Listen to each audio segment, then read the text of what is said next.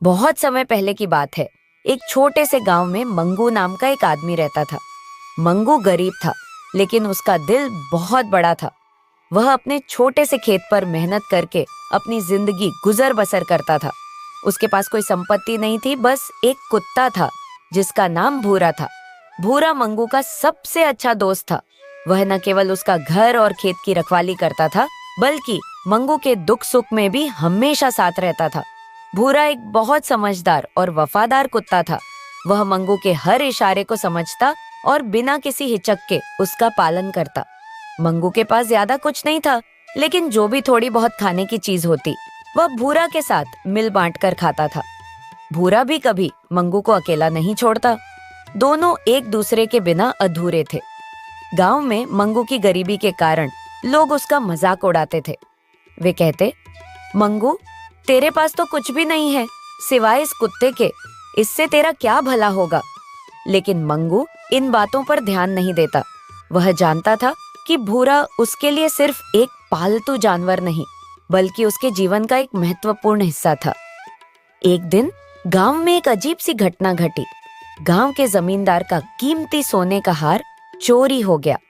जमींदार ने अपने नौकरों से हार की खोजबीन करवाई, लेकिन उन्हें हार कहीं नहीं मिला। जमींदार ने क्रोध में आकर पूरे गांव में घोषणा कर दी कि यदि कोई हार को ढूंढ निकालेगा तो उसे वह बहुत बड़ा इनाम देगा।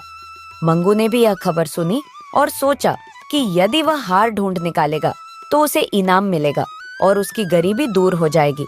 उसने भूरा से कहा, भूरा, हमें इस हार को ढूंढना होगा।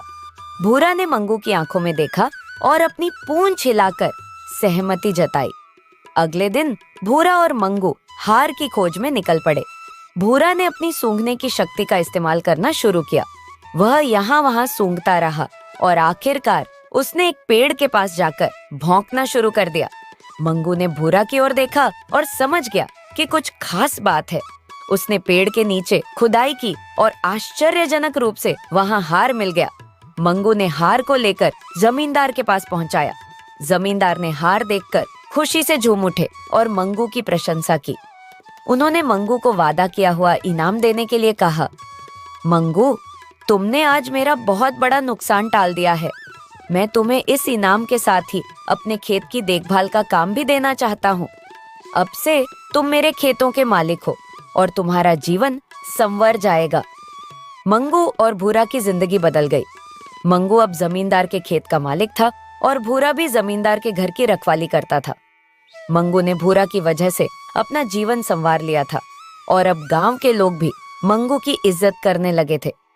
कोई भी अब मंगू को गरीब नहीं कहता था, बल्कि उसकी समझदारी और भूरा की वफादारी की प्रशंसा करता था।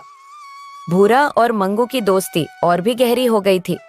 वे दोनों अब एक बड़े घर में रहते थे और मंगू ने भूरा के लिए एक अलग से कमरे का इंतजाम किया था।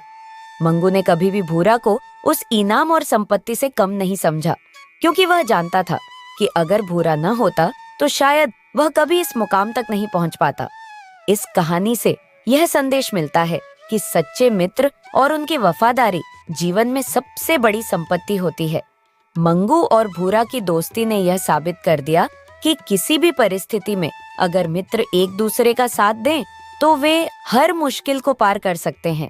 भूरा ने न केवल मंगू की गरीबी दूर की, बल्कि उसे समाज में सम्मान और पहचान भी दिलाई। मंगू ने भी भूरा की वफादारी का मान रखा और उसे अपने जीवन का अभिन्न हिस्सा बनाए रखा। इस तरह भूरा और मंगू की यह कहानी हमें सिखाती है कि सच्ची दोस्ती का कोई मोल नहीं होता और वफादारी से बड़ा कोई गुण नहीं होता। कहानी का अंत यही होता है।